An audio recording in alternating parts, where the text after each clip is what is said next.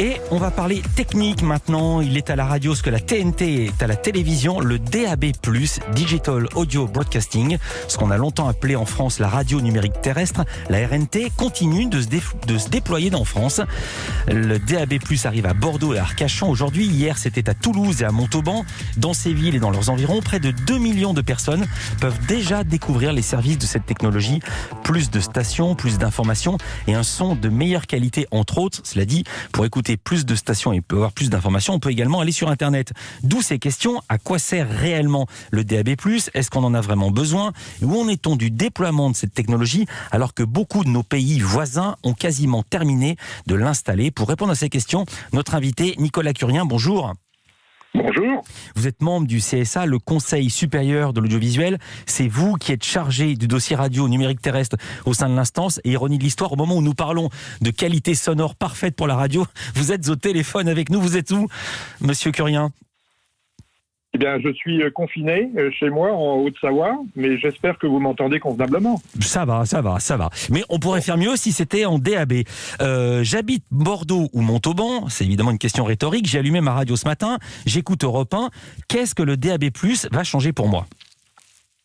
D'abord, ça va vous apporter des nouvelles radios qui n'étaient pas auparavant disponibles en FM en Occitanie, qui étaient peut-être disponibles dans d'autres zones, mais qui arrivent chez vous. À Toulouse, à Bordeaux, à Montauban, à Arcachon, et puis aussi des radios complètement nouvelles qui n'étaient pas du tout présentes en FM. Ouais. Et puis pour les radios FM que vous pouviez déjà entendre, vous les entendrez désormais en qualité numérique. Et le son, il y a un effet waouh quand on passe de la FM au DAB+. Cet effet waouh est dû au fait qu'il n'y a plus d'interférence avec le son d'autres radios, il n'y a plus d'affaiblissement du signal quand vous vous éloignez de l'antenne. Donc vous avez vraiment un pur son sur l'ensemble de toute la couverture. Et puis vous avez en mobilité dans votre voiture une plus grande commodité et confort d'écoute, puisque le système électronique gère automatiquement le suivi de l'écoute de votre station. Vous choisissez le nom de la radio et le système gère tout le reste. Vous n'avez plus de manipulation de l'autoradio. Et puis enfin, vous avez un véritable écran pour vous afficher des données associées. C'est-à-dire pas seulement le petit bandeau, vous savez, RDS alphanumérique avec le nom du morceau, le nom de la radio, mais vous pourrez avoir une véritable image fixe ou même une image animée faiblement. Par exemple une pochette de disque, par exemple des informations sur l'artiste, etc. Et vous voulez, en gros, si la qualité de l'image s'améliore, peu à peu la radio va devenir de la télé. De plus en plus, les médias ont tendance à s'hybrider les uns les autres. Oui. Il faut l'image, le son et le texte se mélangent sur le numérique, puisque c'est dans tous les cas des bits d'information traités de façon homogène par le système. Il faut acheter un nouveau poste. Le poste FM est caduc et obsolète. Alors, il faut une puce DAB+ dans son récepteur. Les constructeurs de matériel, de transistors, ont l'obligation depuis juillet dernier d'inclure cette puce DAB dans tous les transistors qui sont vendus aujourd'hui. Et pour les autoradios, cette obligation court à partir de décembre, dans quelques semaines. Mais la plupart des constructeurs ont anticipé et beaucoup de voitures sont déjà équipées de la puce DAB+. Vous n'avez qu'à essayer sur votre ordinateur de bord de voir si, en appuyant, vous avez un bouton DAB+, alternatif au bouton FM. Et si c'est pas le cas, vous passez chez votre concessionnaire et il activera votre puce DAB. Ouais. Est-ce que les radios généralistes sont déjà en DAB+, Europe 1, RTL, RMC, France Inter, France Info, France Culture et les autres? Alors, elles démarrent en juillet prochain. Les deux MUX nationaux qui ont vocation à couvrir l'ensemble du territoire démarrent en juillet. Ils démarreront en juillet sur les grandes villes et les autoroutes de l'axe nord-sud, c'est-à-dire Paris, Lyon, Marseille, et les autoroutes A6, A5, A7, avec bientôt un prolongement vers le nord, vers Lille, puis un prolongement au sud-est vers Nice, et progressivement, l'ensemble des grandes métropoles et des grandes autoroutes seront couvertes, et donc les auditeurs pourront recevoir les grands groupes privés et publics, plus les grandes radios thématique musicale à vocation nationale. Ça démarre en juillet. Ça démarre en juillet, donc on ne sait pas quand tout sera terminé. Les routes, les autoroutes, vous venez de le dire, sont pas très bien couvertes par le DAB+. C'est pas le cas chez certains de nos voisins, la Belgique, l'Allemagne, la Suisse. La Suisse qui règle les tout derniers détails. Voici ce que disait un des responsables techniques de la radio publique il y a déjà 2 ans. Nous sommes à 98,8% de territoire couvert, donc c'est une bonne couverture. Il y a encore, disons, quelques points noirs, c'est la mobilité, donc notamment dans les trains, Et puis dans certains tunnels où les tunnels autoroutiers, donc où le DAB+ n'est pas encore couvert, qu'il devrait l'être d'ici 2020, mi-2020. C'est quand même extraordinaire. Les Suisses, ils en sont à 98,8. Donc je traduis, ils en sont à 98,8% de couverture. Il manquait que les tunnels. Pourquoi la France est à ce point en retard par rapport à ses voisins ? Bon, d'abord, il faut comparer ce qui est comparable. Les tout petits pays comme la Norvège, la Belgique ou la Suisse ne sont pas comparables à des grands comme la France, l'Allemagne ou le Royaume-Uni. La Norvège, c'est immense. C'est immense. En termes géographiques, c'est immense. Pas en termes de population, mais en termes de superficie, c'est immense.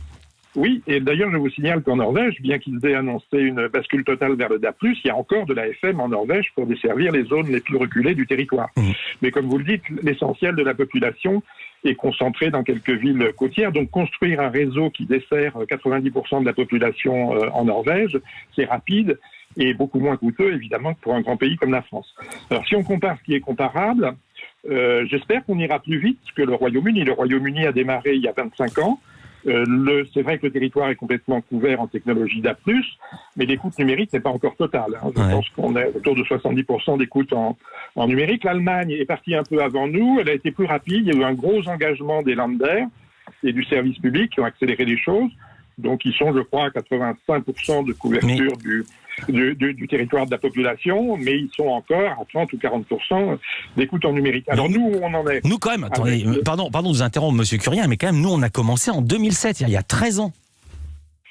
Oui, alors on a donné un... Oui, alors j'étais pas là pour le voir. Moi, ce que j'ai vu, c'est les démarrages en 2015 à Paris, Nice, Marseille, ensuite à Lille, Lyon, Strasbourg, puis Nantes, Rouen, puis Bordeaux, Toulouse. Donc on est à une dizaine de grandes métropoles. Avec Bordeaux et Toulouse, on est à 30% de couverture de la population. On a encore 30 grandes villes de plus de 150 000 habitants dans le tuyau qui commenceront leurs émissions, pour lesquelles on a déjà donné les autorisations aux radios et qui commenceront leurs émissions en 2021-2022. On aura dépassé 40%. On aura lancé les 2 multiplex nationaux, ce qui boostera encore un peu la couverture. Et puis derrière, sur notre feuille de route, on a encore une 50aine de villes moins denses et des zones rurales qu'on développera d'ici 2023. Donc avant 2025, on aura rattrapé le retard par rapport aux Anglais et aux Allemands. Donc on est parti tard, mais on n'est pas parti trop tard et on rattrape rapidement. Formidable. On va encore parler de la technique, de tout ce qu'on va pouvoir découvrir dans la DAB+, et notamment ces nouvelles radios, ces nouveaux sons. Vous restez avec nous, Nicolas Curien, en charge du dossier au CSA. Avec Nicolas Curien du CSA, le Conseil supérieur de l'audiovisuel, il est en charge, Nicolas Curien, du DAB+, ou DAB+, et là, si j'ose dire, c'est à la radio, ce que la TNT est à la télévision, je vais y arriver, c'est la radio numérique terrestre, sans trop rentrer dans les détails. Comment ça fonctionne ? Est-ce que le signal passe par les ondes FM déjà installées ? Alors, il passe par les ondes, mais pas par les ondes FM, puisqu'ils n'utilisent pas la même gamme de fréquences. Comme vous le savez, la FM, ça s'étale entre 87 et 107 MHz. Le DAB+, ça s'étale entre 170 et 220 MHz. Donc, on n'a pas besoin de stopper la FM pour déployer le DAB+. Donc, de ce point de vue, c'est assez différent de la TNT, puisque la TNT utilisait les mêmes fréquences que la radio analogique. Donc, l'une s'est substituée rapidement à l'autre, en l'espace de 2 ans.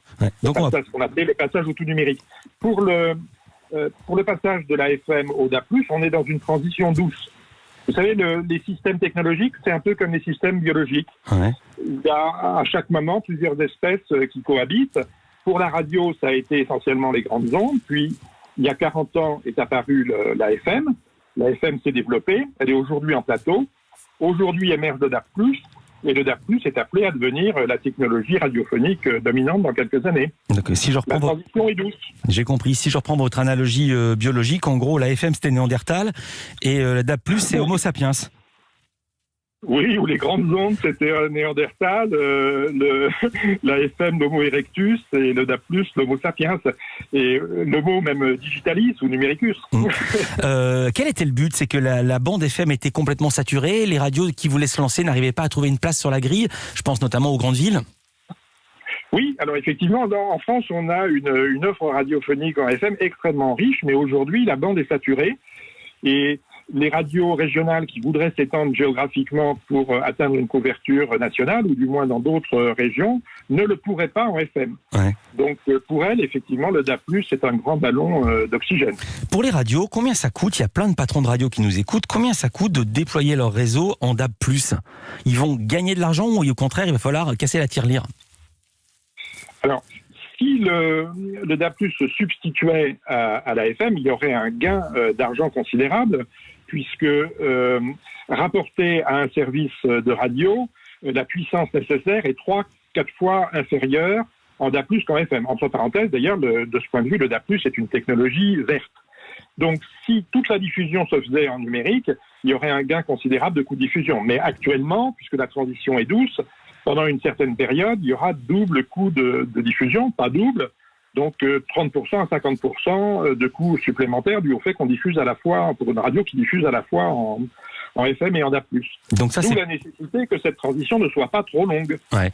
Mais ça, c'est peut-être un frein pour vous aussi, puisque les radios ont peut-être peur de s'engager si elles n'ont pas les reins assez solides, et surtout en ces périodes de disette avec le confinement. Bon, alors pour les plus petites radios, on s'en préoccupe tout particulièrement, je pense aux petites radios locales et associatives. Pour les grandes radios, je veux dire, le DAB+ n'est pas une option, c'est une nécessité, pour reprendre la métaphore biologique, c'est une nécessité de numériser son support quand on doit se battre avec des géants du numérique, des fournisseurs d'accès Internet ou les GAFA. Pour lutter à armes égales dans le monde de l'audio numérique, parce que la radio aujourd'hui étant plongée dans un océan de l'audio numérique, avec des acteurs digitaux, il faut absolument que la radio se modernise et se numérise. Donc, alors on est aujourd'hui, je suis bien conscient qu'on est en période de crise, que la situation économique est très difficile pour les radios, mais le DAB+, c'est pas une ligne d'économie. C'est pas quelque chose sur lequel on puisse rogner, c'est au contraire un investissement nécessaire d'avenir. Vous parliez... Donc j'ai tout à fait confiance que les radios en ont conscience et se déploieront très rapidement en DAB+. Vous parliez des petites radios, Nicolas Curien. On va revenir aux nouveaux services proposés par le DAB+. Parmi eux, il y a donc la diffusion de nouvelles stations qu'on ne pourra entendre que sur son poste de radio DAB+. Exemple avec une radio pour enfants, Radio Pitchoun. Il y a des matins où l'on ferait mieux de rester au lit.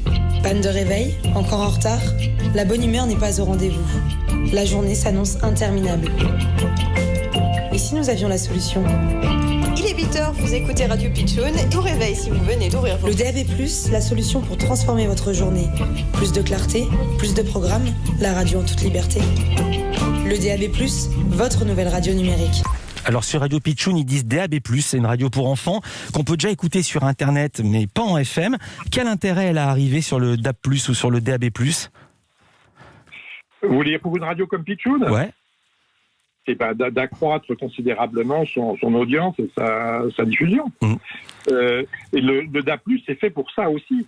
C'est fait non seulement pour permettre à des radios FM existantes d'avoir accès au son numérique ou de se déployer géographiquement, mais aussi par des nouvelles radios qui avaient une écoute relativement confidentielle sur Internet, de pouvoir être entendues aussi sur les ondes.